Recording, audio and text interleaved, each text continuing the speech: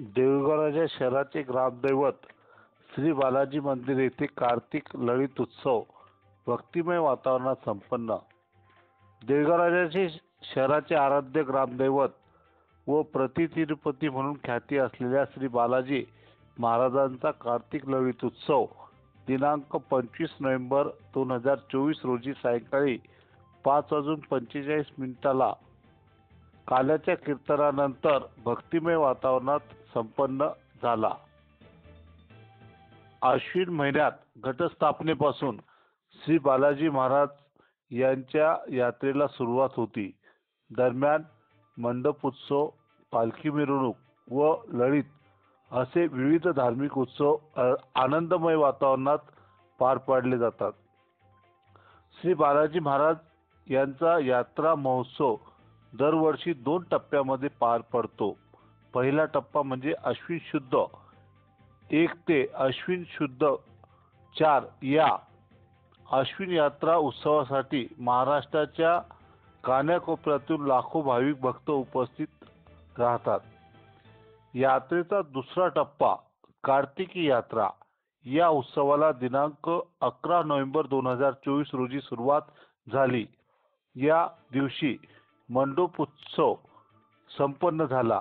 या मंडपोत्सवामध्ये 16 कापडी मंडप उभारण्यात आले। दिनांक 14 ते 24 नोव्हेंबर 2024 या दरम्यान श्रीच्या मंदिरासमोर दीपोत्सवाचे आयोजन करण्यात आले।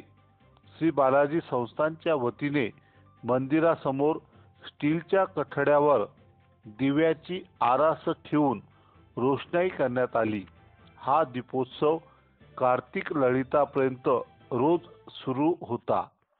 श्रीच्या दर्शनासाठी येणाऱ्या भक्तांनी, विशेषतः महिलांनी दिव्यामध्ये तेल घालून दिवे प्रज्वलित ठेवले, त्यामुळे मंदिरासमोरील वातावरण तेजोमय झाले।